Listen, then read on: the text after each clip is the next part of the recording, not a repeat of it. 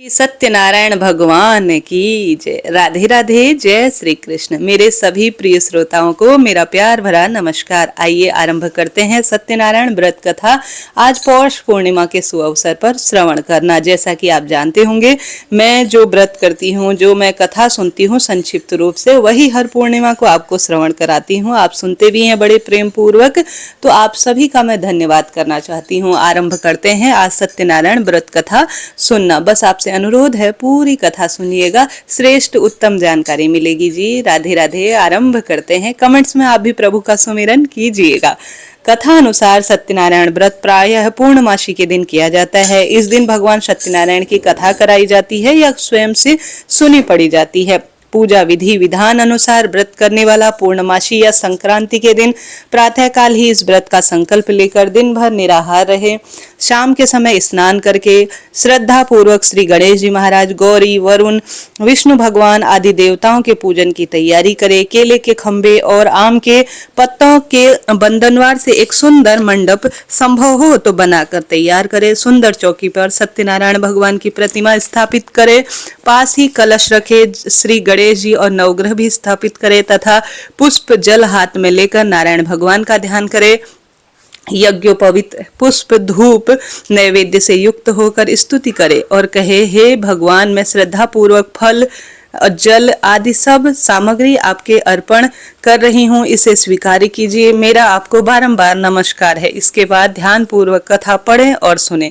कथा अनुसार एक बार नैमिषारण्य में तपस्या करते हुए शौनक आदि ऋषियों ने सूत जी से पूछा कि जिसके करने से मनुष्य मनवांछित फल प्राप्त कर लेता है, ऐसा व्रत या तप कौन सा है। तब सूत जी ने कहा कि एक बार श्री नारद जी ने भी भगवान विष्णु से ऐसा ही प्रश्न किया था। तब श्री भगवान विष्णु ने उनके सामने जिस व्रत का वर्णन किया था वही आपसे मैं कहता हूँ। प्राचीन काल में काशीपुर में एक अति निर्धन और दरिद्र ब्राह्मण रहता था, जो कि भूख प्यास से व्याकुल होकर भटकता फिरता था। एक दिन उसकी दशा को देखकर व्यथित होकर भगवान विष्णु ने बूढ़े ब्राह्मण के रूप में प्रकट होकर ब्राह्मण को सत्यनारायण व्रत का सविस्तार वर्णन और विधि बतलाया और अंतर्ध्यान हो गए। ब्राह्मण अपने मन में श्री सत्यनारायण व्रत का निश्चय करके घर लौट आया और इसी चिंता में उसे रात भर नींद नहीं आई। सवेरा होते ही वह सत्यनारायण के व्रत का संकल्प करके भिक्षा मांगने के चल दिया। उस दिन उसे थोड़े से ही परिश्रम से बहुत अधिक धन, धान्य और भिक्षा प्राप्त हुई। शाम के समय घर पहुंचकर उसने बड़ी श्रद्धा के साथ श्री सत्यनारायण भगवान का विधि पूर्वक पूजन किया। भगवान सत्यनारायण की कृपा से वह थोड़े ही दिनों में धनवान हो गया। जब तक वह जीवित रहा तब तक महीने के महीने श्री सत्यनारायण व्रत और पूजन करता रहा और यह देह छोड़ने के बाद वह विष्णु लोक को प्राप्त हुआ। पुनः सूत जी बोले कि एक दिन वह ब्राह्मण अपने बंधु बांधवों के साथ बैठे हुए ध्यान मग्न होकर श्री सत्यदेव की कथा सुन रहे थे। तभी भूख प्यास से व्याकुल एक लकड़हारा वहां जा पहुंचा। वह भी भूख प्यास भूलकर कथा सुनने बैठ गया। कथा की समाप्ति पर उसने प्रसाद ग्रहण किया और जल भी पिया। फिर उसने ब्राह्मण ने इस कथा के बारे में पूछा तो उन्होंने बताया कि यह सत्यनारायण भगवान का व्रत है, जो कि मनवांछित फल देने वाला है। पहले मैं बहुत दरिद्र था, इस व्रत के प्रभाव से मुझे यह सब सुख प्राप्त हुआ है। यह सुनकर लकड़हारा बहुत प्रसन्न हुआ और मन ही मन श्री सत्यनारायण के व्रत और पूजन का निश्चय करता हुआ लकड़ी बेचने के लिए बाजार की ओर चल पड़ा। उस दिन लकड़हारे को लकड़ियों के दुगने दाम मिले। प्रिय श्रोताजनों, उन्हीं पैसों से उसने केले, दूध, दही और पूजन की तमाम सामग्री खरीद ली और घर चला गया। घर पहुंचकर उसने अपने कुटुंबजनों और पड़ोसियों को बुलाकर विधि पूर्वक सत्यनारायण भगवान का पूजन किया। भगवान सत्यनारायण की कृपा से थोड़े ही दिनों में वह भी संपन्न हो गया। सूत जी ने फिर कहा कि प्राचीन काल में उल्कामुख नामक एक राजा था और वह उसकी रानियां दोनों बड़े धर्मनिष्ठ थे। एक समय राजा रानी भद्रशिला नदी के किनारे श्री सत्यनारायण कथा सुन रहे थे कि एक बनिया भी वहां पहुंचा। उसने रत्नों से भरी अपनी नौका को एक किनारे पर लगा दिया और स्वयं पूजा में बैठ गया। वहां का चमत्कार देखकर उसने राजा से इसके बारे में पूछा। राजा ने बताया, हम भगवान विष्णु का पूजन कर रहे हैं। यह व्रत सभी मनोकामनाओं को पूर्ण करने वाला है। राजा के वचन सुन और प्रसाद पाकर बनिया अपने घर चला गया। घर पहुंचकर उसने अपने पत्नी से व्रत का सब वृतांत कहा और संकल्प लिया कि जब मेरी संतान हो जाए तो मैं यह व्रत जरूर करूंगा। उसकी पत्नी का नाम लीलावती था। सत्यदेव की कृपा से कुछ ही दिनों में लीलावती गर्भवती हो गई और 10 महीने पूर्ण होने पर उसने एक सुंदर कन्या को जन्म दिया। कन्या का नाम कलावती रखा गया और वह चंद्रमा की कलाओं के समान प्रतिदिन बढ़ने लगी। एक दिन अवसर पाकर लीलावती ने अपने पति को सत्यदेव अर्थात जो सत्यनारायण व्रत है उसके व्रत की पूर्ण रूप से बात याद दिलाई।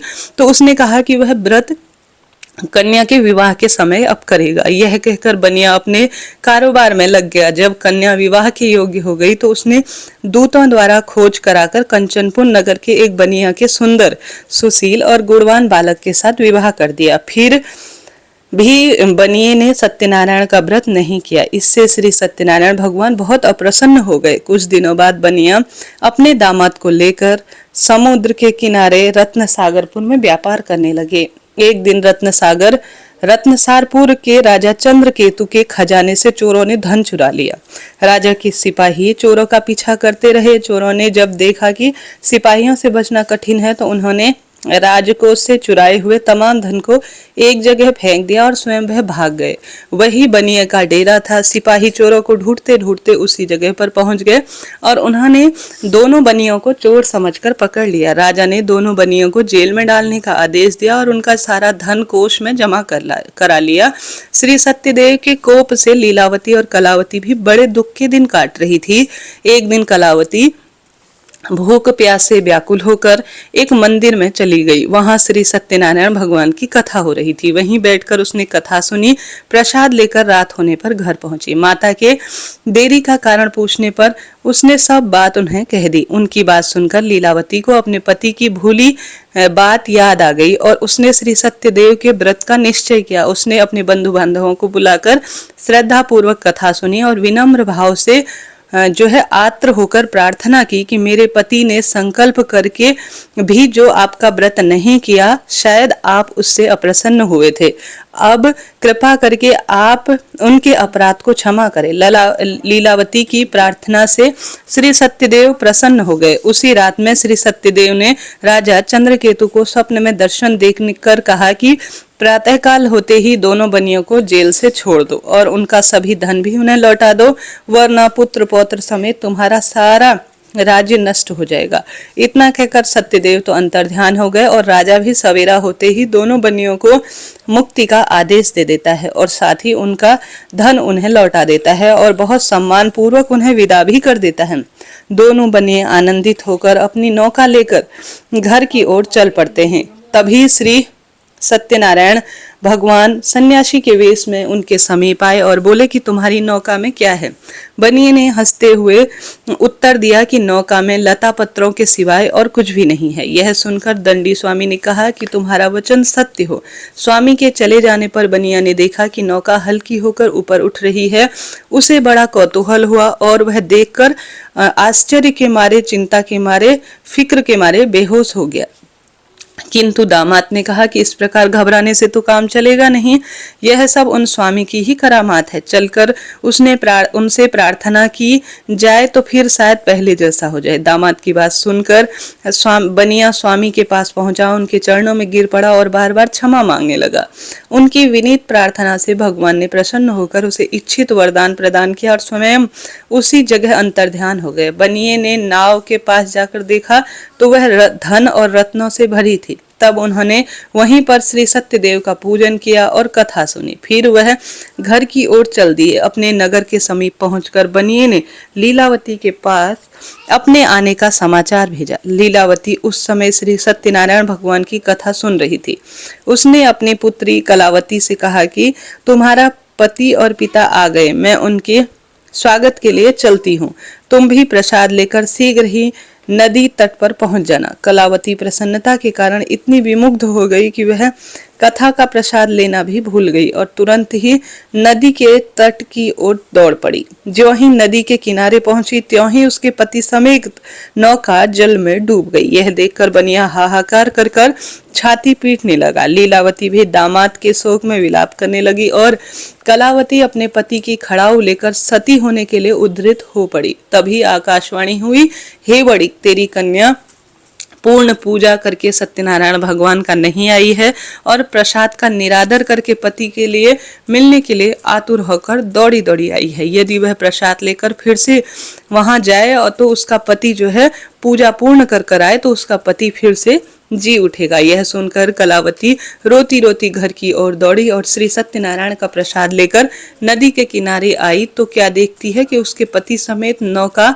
जल में तैर रही है। यह देखकर बनिया भी प्रसन्न हो गया और अपने घर सब राजी खुशी पहुंच गए। तब वह जब तक वह पूर्ण रूप से इस धरती पर रहा, जीवित रहा, उसने संपूर्ण राज्य में सभी तक घर घर तक यह बात पहुंचाई कि जो भी सत्यनारायण का व्रत करता है और श्रद्धा पूर्वक कथा सुनता सुनाता है उसके घर में पुत्र पौत्र का वरदान होता है, धन संपदा होती है, व्यापार में वृद्धि और हमेशा रोग मुक्त जीवन रहता है। प्रिय श्रोताजनों, इस तरह से यह सत्यनारायण व्रत की कथा जो कि अपने आप में सर्वश्रेष्ठ है और हर पूर्णमासी के दिन इसे आपको सुनना चाहिए। तो जरा सा भी रोचक वीडियो रहा हो तो राधे राधे लिखें और कथा उपयोगी रही हो, मैंने पूर्ण निष्ठा से इसे पढ़ने का प्रयत्न किया और महाप्रभु से आपके लिए प्रार्थना की, तो लाइक करें, शेयर करें, सब्सक्राइब करें, कमेंट्स बॉक्स में सत्यनारायण भगवान की जय जरूर लिखें। आइए श्री सत्यनारायण भगवान की आरती भी कर लेते हैं।